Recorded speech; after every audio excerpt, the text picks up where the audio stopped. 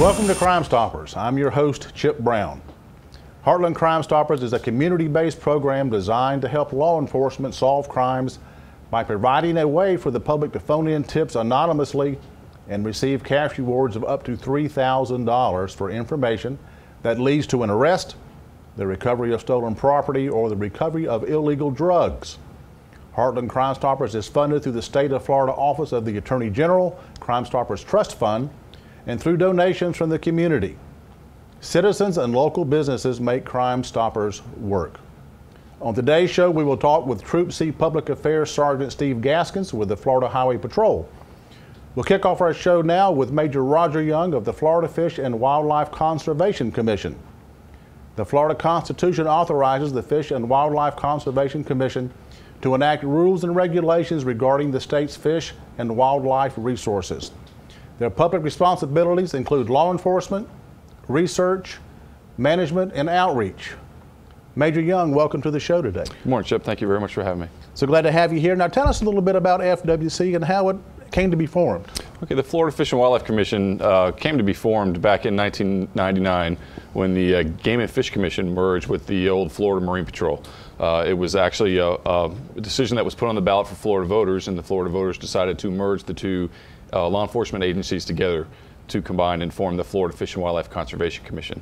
And what that did is that combined the two natural resource agencies in the state of Florida together so we could work under one agency to enforce all fish and wildlife regulations in freshwater and saltwater and hunting and game management. Well, it really made sense to combine those two because you had two different agencies doing basically almost the same thing, really, then. Absolutely, and our agencies were spread out, both of them spread out statewide, so that just gave us an opportunity to bring them all together and work under one enforcement arm from the state of Florida. Now, besides your law enforcement duties, you do a lot of stuff with the wildlife, of course, but you talked earlier about the niche that FWC actually has in law enforcement. That's correct. Fish and Wildlife Commission has a unique law enforcement niche in the state of Florida. While our primary focus and our core missions are resource protection, boating and waterways enforcement, and environmental protection, we also are conservation law enforcement officers and certified law enforcement officers in the state of Florida. We do law enforcement activities in the areas that other agencies can't get to, and that's in the swamps, in the woods, and on the water. And a lot of the other law enforcement agencies in the state simply don't have a means to do extensive law enforcement work in those areas. And as we all know, there's a lot of bad guys that do training and do a lot of bad things in the woods and on the water, and our agency is often there to be able to help the other agencies or take care of actions ourselves in these areas. Well, very good. Now, with all the rain and flooding that we've had in July and August here in Central Florida, you know, you guys been getting a lot of requests for help, haven't you? Yes, sir. It's one of the things that we do quite a bit is search and rescues. It's one thing that we're pretty good at, and we also do that on the water pretty well. So, with these rising waters, we have a lot of unique assets, small boats, airboats, other vehicles that can get into high water. So, our agency plays a pretty unique role in the area of rescuing people out of either apartments or homes that are stranded by flooding waters, and we can go in there and rescue these people and get them help in times of need. I noticed in your office, as we spoke the other day, you had a picture of Biloxi and the damage there. Y'all were pretty instrumental in that as well, weren't you? Yes, sir. We have a unique group called the Special Operations Group within the agency, and we train with the Urban Search and Rescue, which is a state of Florida rescue team built up from firefighters around the state. We train with them and actually respond to hurricanes, obviously in the state of Florida, but all over the southeast United States. I was lucky to have the opportunity to respond to Hurricane Katrina in Biloxi, and then also went up to Hurricane Sandy response in New Jersey. So our teams are uniquely trained to be able to go to these areas. When roads are washed out and bridges are knocked down, we have the capability and the means to get to those people that are stranded and in need of help. Yes, certainly. A lot of the agencies do have a small contingent of vessels and things for that, but on a wide scale, they need more help, and it's really something they can depend on you to fill in for. Yes, sir, and that's, like I said, one of our unique assets is all of our officers have big trucks, big wheel trucks that can get through these areas, and they can get, when the roads are washed out and usually sand or mud, we can get through those areas, and we also have a lot of the buggies and ATVs to be able to get in there and get some help, and again, airboats and shallow draft boats can also help in those scenarios as well. Now, you have a pretty good section of West Central Florida that you cover. Just exactly how How many counties, how much area do you have? Yes, sir. So I'm the major of the Southwest region, and we've got 12 counties, and that's everything from Hernando County down to Lee, along the coastline, and then inland with Polk, Highlands, Hardy, and DeSoto.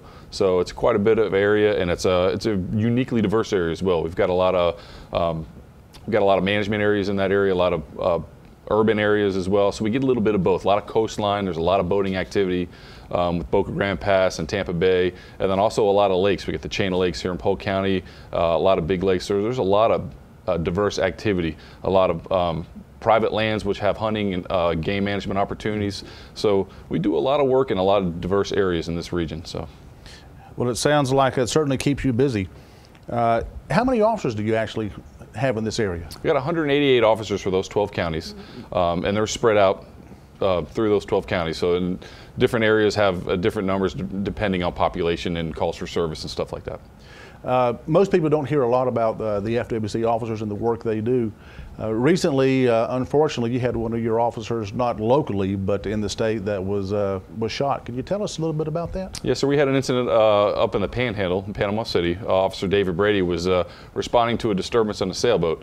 Actually, the sailboat was involved in a disturbance in town in Panama City earlier, and they had to be on the lookout for these subjects. And so Officer Brady saw the sailboat and went up to it and approached it, and there were two subjects on board, and one of them came out of the cabin with a handgun, just started firing. Officer Brady was able to get overboard, but in doing so to seek cover. As we're trained to do, we want to seek cover. And when you're a conservation officer and you're on a boat, you're aware that your backup is probably not going to be anywhere close to coming. It's going to take some time to get to. So he did the best thing he could, and that was get off that boat and get overboard. And he took one shot just above the collarbone and another shot under the arm, which fortunate for him, his ballistic vest stopped that bullet. So he retreated into the water. There was actually a gun battle ensued from that point, back and forth from the water, and the subjects actually got into his patrol boat, tried to run him over once. He was able to hit him in the hand once, and then they fled in his patrol boat and beached the boat, and then got on shore where authorities were able to apprehend them both safely at that time. So lucky to say Officer Brady is okay. He battled through that instance and was able to survive that encounter. It just goes to show you how your training is so important with what you do. He probably didn't have time to think. He just reacted to what he had been trained to do. That's correct. And we do a lot of water survival training, and in this instance, it definitely helped Officer Brady. He's very comfortable in the water. He actually did a reload while he was in the water, while he was during that gun battle. So it's a pretty dramatic case, and the training that we receive as conservation law enforcement officers definitely helped him and prepared him to survive this encounter. Yeah, well, hopefully all of his equipment is okay. I'm assuming that his radio and his cell phone probably had to be replaced. Yes, sir, that's probably the case, but that's probably the least of our worries at this point, like I said. Yeah, absolutely. That is the cheapest part to get replaced. Now, Major, you were actually born in New York and raised down here in South Florida. Tell us a little bit about your history. Yes, sir. My father actually worked for Pan Am, and when Pan Am went under, we wound up in Miami. So I went to junior high and high school in Miami and enjoyed, really got an introduction to all the Florida resources, and did a lot of fishing in Miami and enjoyed going to the Keys quite a bit as a kid. So I actually had an opportunity to go to college in Pennsylvania for a few years, played football and lacrosse.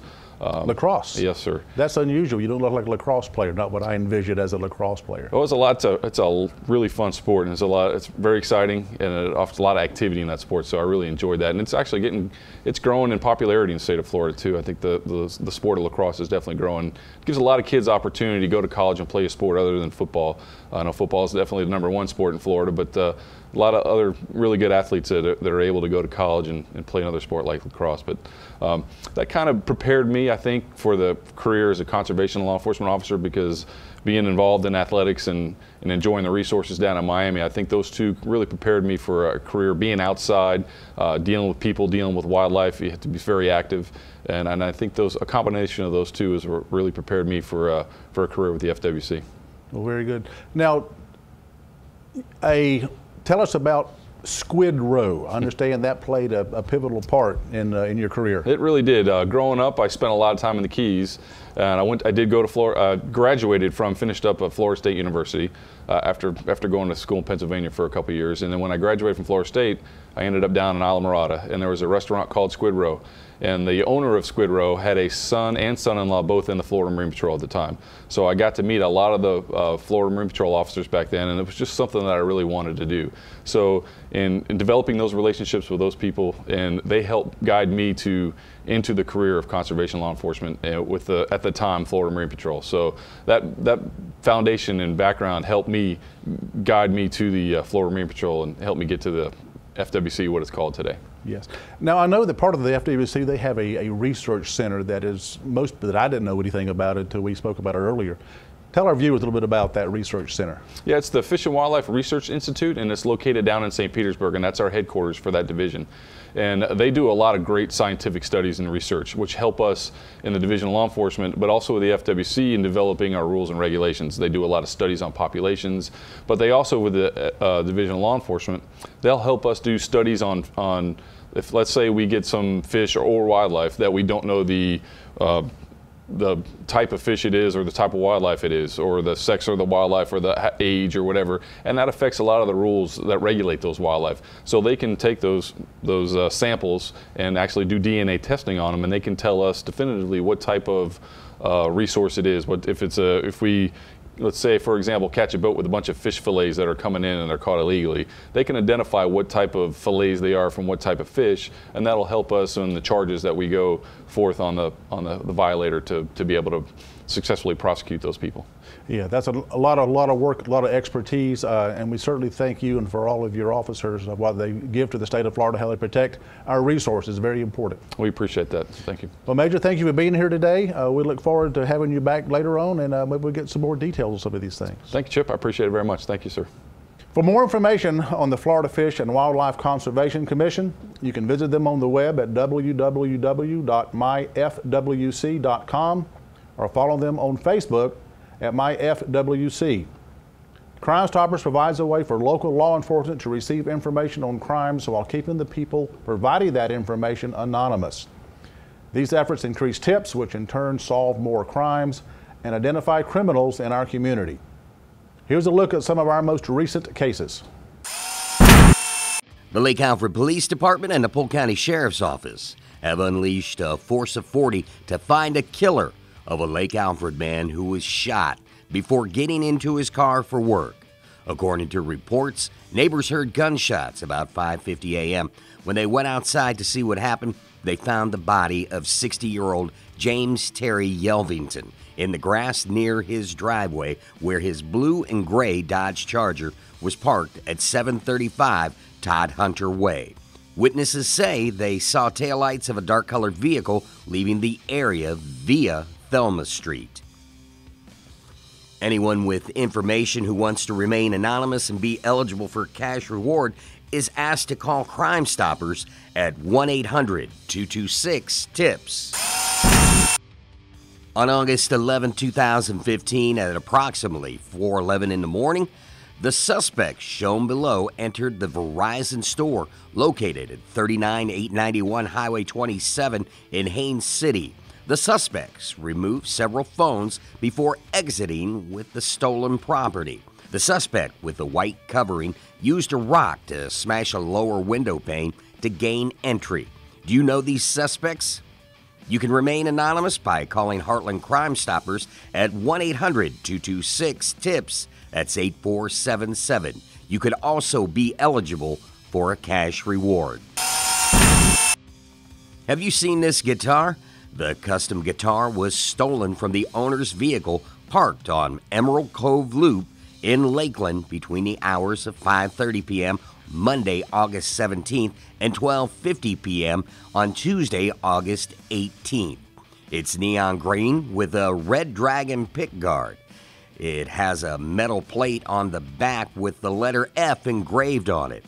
It was housed in a black triangular-shaped case covered in music and band stickers. The value of the guitar is $600.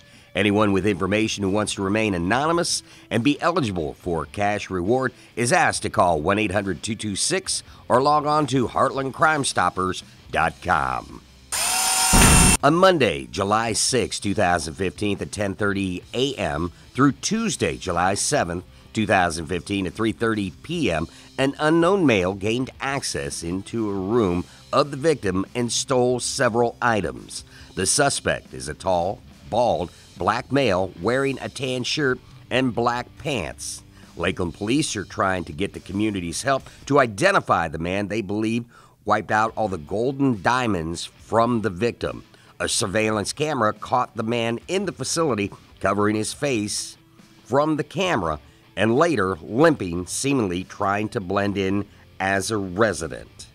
Anyone with information about the case is encouraged to call Heartland Crime Stoppers at 1-800-226-TIPS or log on to heartlandcrimestoppers.com. 52-year-old Marty Lake has a Polk County warrant for his arrest for grand theft of a firearm, armed burglary, aggravated assault with a deadly weapon, and possession of a firearm by a convicted felon. During a domestic dispute in Eagle Lake, he threatened and battered the victims with a golf club. He then went to another home in Winter Haven and stole an SKS assault rifle. He's described as 6'1", 260 pounds, from 1334 North Stately Oaks Drive in Winter Haven. He's considered armed and dangerous and may be driving a gray 2006 Ford Explorer. Anyone with information who wants to remain anonymous and be eligible for cash reward is asked to call 1-800-226-TIPS. Welcome back to Crime Stoppers. I'm your host, Chip Brown. The Florida Highway Patrol was established in 1939. They strive to achieve the core values of courtesy, service, and protection. It's their job to help ensure the safety and welfare of millions of Florida residents and visitors each and every day. The patrol is authorized for 1,946 sworn positions and 529 non-sworn positions for a total of 2,475 full-time employees. Joining us in the studio is Sergeant Steve Gaskins, Troop C Public Affairs Officer. Welcome to the show, Steve. Good morning, thank you. So glad to have you here. Now, you had a busy day today. I know you're running a bit late. You had to stop for an auto fire, a truck fire, I believe it was. So, yes, sir. So glad you could make it. It just shows that you never know what's going to happen in your line of work. Every day is different. Indeed. Tell us a little bit about FHP. Like you mentioned, Florida Highway Patrol, they've been around for just over 75 years. We just had our 75th anniversary last year. Through that time, our operations have expanded. We've had more personnel join the ranks over the years, and covering everything from Pensacola to Key West. Our main job, even though we have full authority throughout the state, throughout all jurisdictions, is traffic enforcement and helping motorists on the roads. We do a lot of criminal interdiction with drug interdiction on the highways, and safety events frequently to help make sure that people remember to, do our key mottos: buckle up, don't drink and drive, things of that nature. So we reach out to a lot of other local law enforcement to assist them as well. You had talked about a number of campaigns. Of course, school has started up. It's so important for people to just realize, and I think so many people almost become, I don't want to say brain dead, but that may be a good terminology. They start thinking about work, they think about personal issues, and it's so hard to stay focused on driving because you get so used to it, and you lose the importance of what they're doing and staying focused. Well, unfortunately, as more technologies enter the vehicles now, cell phones and things of that nature, we have more and more distractions that cause us to not pay attention to everything else around us. Things like a stopped school bus, things like other stopped traffic, law enforcement, first responders on the side of the road with our move over law, for example.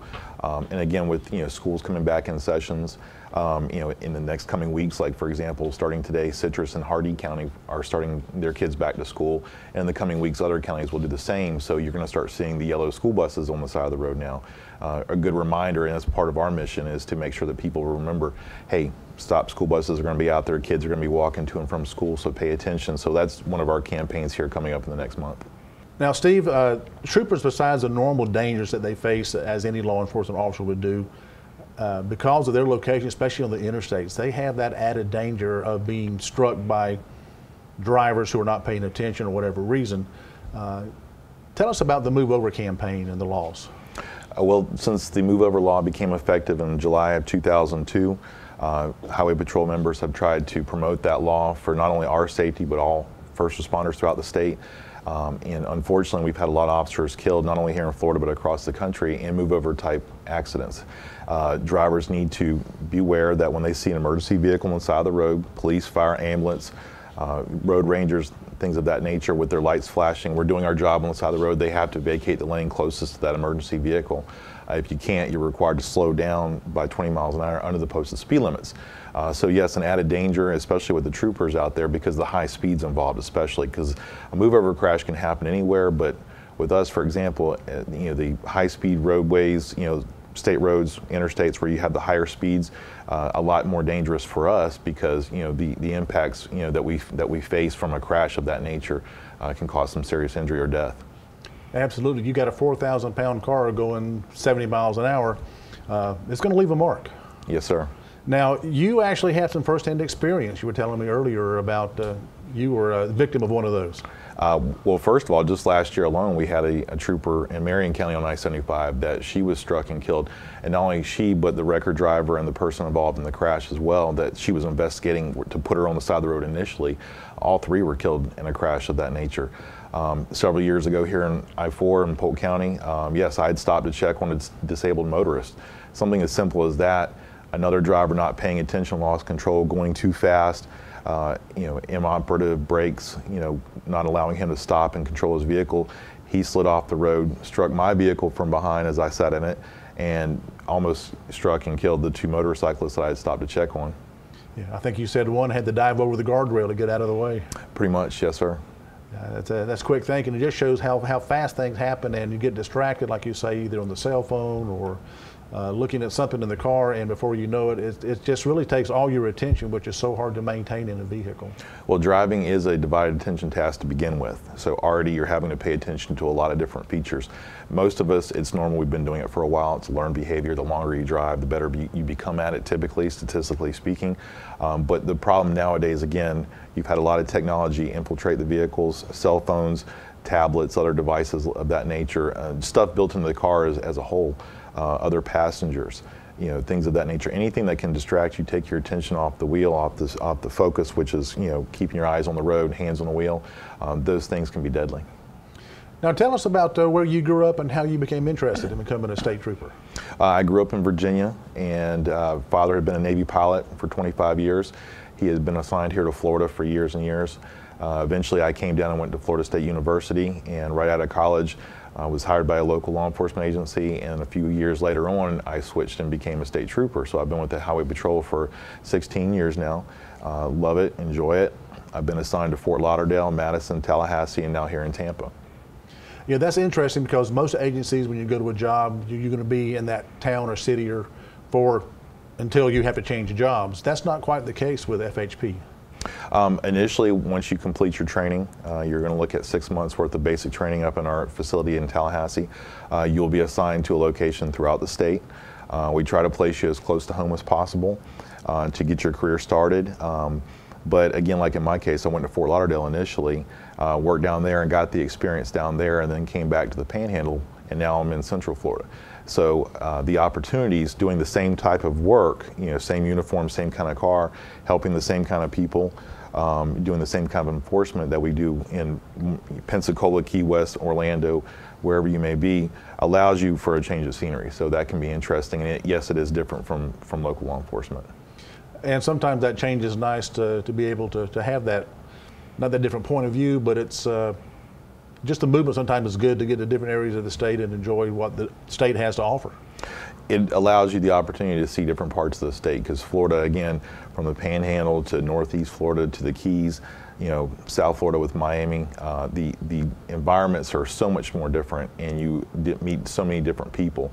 And that was the difference. That was the biggest change I noticed with Highway Patrol compared to the local law enforcement that I had started my career off with, was that I meet all kind of people. Especially being on the interstates, for example, you'll meet people from other nations frequently, whereas working in a small zone in a small city, you might only encounter the same people over and over again. I've met people from all over the world, typically headed to Disney World, for example, tourists, because we've got over 19 million people here in Florida now. However, we're looking at 95 million visitors, reach our state every year. So again, a huge tourist destination here is Florida. So, and again, the Highway Patrol is frequently called upon to assist these people who not only live here, but also vacation here. Now, with 95 million visitors coming into the state, a lot of times, unfortunately, you're going to be the only ones to make contact with them as a goodwill ambassador for the state of Florida. And that can be kind of tricky because you have to do your job, but you have to ensure that not only they stay safe, but also the other people on the road. Frequently called upon to help out with something like a flat tire that can ruin a vacation, an entire day for a motorist that may be from a complete, like I said, different country, different part of the state. They're here in Florida to vacation and the car breaks down. They have a minor fender bender. Something of that nature, frequently is how we come in contact with people, and the ability to help out someone in that kind of situation leaves a good impression for the Highway Patrol, the state of Florida as in general. And so yes, we become the goodwill ambassadors for Florida, which of course depends on a lot of tourism for its dollars.